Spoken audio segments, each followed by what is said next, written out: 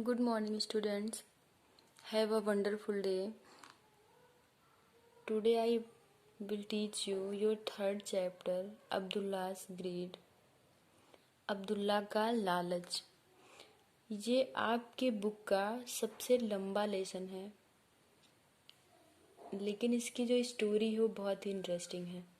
इसीलिए ये लंबा होने के बावजूद भी लंबा नहीं, यानी बड़ा तो है लेकिन फिर भी बड़ा नहीं लगता, क्योंकि इसकी जो स्टोरी है बहुत ही अच्छी है।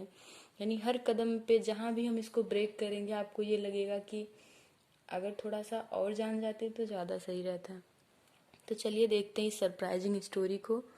बहुत ही अच्छी है और बहुत ही अच्छा लेसन है इसमें, जो हमें सीख मिलेगी इसमें। देखते हैं। This story is supposed to have occur during the reign of Harun al Rashid. ये कहानी सपोज्ड यानी ऐसा माना जाता है कि ये जो स्टोरी है जिसके बारे में हम पढ़ने जा रहे हैं, अब्दुल्लाह ग्रीड के बारे में, ये हारूनुल राशिद के राज्यकाल के दौरान की है। The famous caliph of Baghdad in the ancient time. और वो कौन थे? हारूनुल राशिद कौन थे? वो बगदाद के, यानी एक इराक का रेगिस्तानी शहर है, वो बगदाद के एक खलीफा थे। कालिफ मतलब खलीफा, जो इस्लामी राजा होता है। ठीक है, तो प्राचीन समय में एक इस्लामी राजा जो खलीफा था वो बगदाद का, उसके समय काल की एक कहानी है। There are several tales of adventure and wisdom related to him. बहुत सारी कहानियां, टेल्स मतलब कहानी, यानी बहुत सारी कहानी उसके साहसिक कार्य की और उसके बुद्धिमत्तापूर्ण कार्य से संबंधित हैं, और जिसमें से एक ये हम पढ़ने जा रहे हैं वो है, he is said to be a kind ruler. वह बहुत ही दयालु राजा कहा जाता है। ऐसा कहा जाता है कि वो बहुत ही दयालु शासक था। रूलर मतलब शासक, शासन करने वाला। Who looked after his subjects welfare adequately. Adequately मतलब होता है पर्याप्त रूप से मंगलकारी कार्यों को करने के लिए अपनी प्रजा की हमेशा देखभाल किया करता था। सब्जेक्ट्स मतलब होता है प्रजा। It was usual for the caliph to go round the streets of his capital to find out any troubles being faced by his subjects. तो ये बहुत ही साधारण सी बात है कि कोई खलीफा अपने राज्य के गलियों में जाए और वहाँ पे अपनी प्रजा के दुखों को देखे और उसको फेस करे। He disguised himself in various ways. वह अपने आप को, यानी जो हारून अल राशिद था, जो खलीफा था, वह अपना जो वेश था वो कई तरह से बदलता था अपने आप को। यानी राजा के रूप में नहीं जाता था वो कभी मर्चेंट के रूप में जाता था, तो कभी बेगर के रूप में, यानी ऐसे ही कई तरह के वो अपने आप को वेश में बदल के जाता था। वन डे, एक दिन, he was dressed as a rich merchant. वह अपने आप को एक धनी व्यापारी के रूप में परिवर्तित करता है, यानी उसके ड्रेस को पहनता उस जैसा दिखता है। And walked in the streets, और गलियों में जाता है, घूमता है। As he cross the mosque, और जैसे ही वह एक मस्जिद को क्रॉस करता है, यानी उसको पार करके जाता है, ही वॉज क्राइंग, ही सा a blind beggar in a very pitiable condition. उसने एक बहुत ही दयनीय स्थिति में एक अंधे भिखारी को देखा। ब्लाइंड बेगर, या ब्लाइंड मतलब अंधा, यानी अंधे भिखारी को देखा। ऑन द रोड साइड, यानी सड़क पर। He was crying for arms, और वह भिक्षा के लिए चिल्ला रहा था।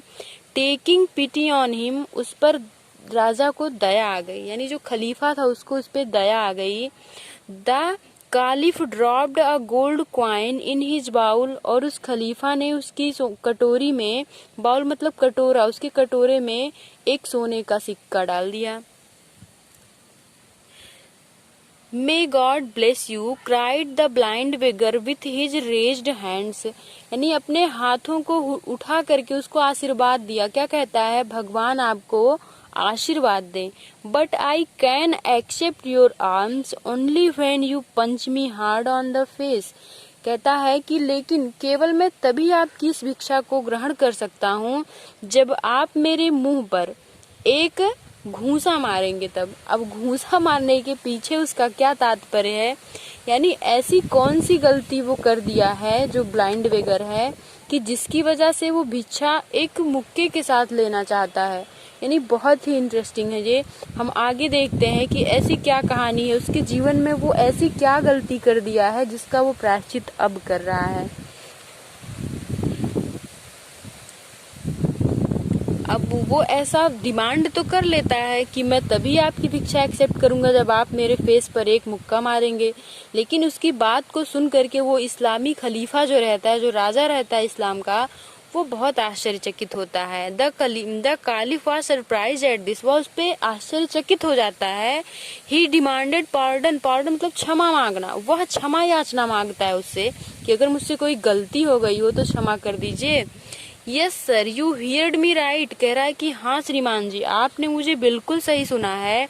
If you want to give me alms, यदि आप मुझे भिक्षा देना ही चाहते हैं, you will have to punch me hard on the face, तो आपको मेरे फेस पर एक मुक्का मारना ही होगा।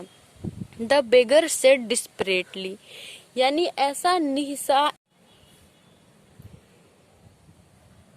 द बेगर सेड डिस्परेटली, यानी वो ऐसा दुस्साहस पूर्वक कहता है, यानी कोई मतलब अपने फेस पे ऐसे मार तो खाएगा नहीं, लेकिन ऐसा वो कहता है क्योंकि वो अपनी किसी गलती का प्रायश्चित कर रहा है। योर डिमांड इज अनयूजुअल, क्या कहता है खलीफा कि आपकी जो डिमांड है वो ठीक नहीं है, असाधारण है। I would like to listen to the reason of this, मैं इसके पीछे का कारण जानना चाहता हूँ कि आप क्यों ऐसा कह रहे हैं। यानी आपकी ये जो मांग है ये साधारण नहीं है, असाधारण है, इसलिए मैं इसके पीछे का कारण जानना चाहता हूँ, ऐसा वो इस्लामी खलीफा कहता है। It has a long story behind it sir, said the beggar, भिखारी कहता है कि इसके पीछे एक बहुत बड़ी कहानी है श्रीमान ji. All right, I want to listen to it, I am the caliph, कहता है कि मैं एक खलीफा हूँ, यानी मैं एक राजा हूँ और मैं तुम्हारी कहानी सुनना चाहता हूँ। ऑल राइट, कह रहा है कि ठीक है, मैं एक राजा हूँ और मैं तुम्हारी कहानी को सुनना चाहता हूँ, ऐसा मैं कह रहा हूँ। Come to the palace, palace यानी महल में, tomorrow and tell me your story, कह रहा है कि मेरे महल में आना और कल मुझे अपनी कहानी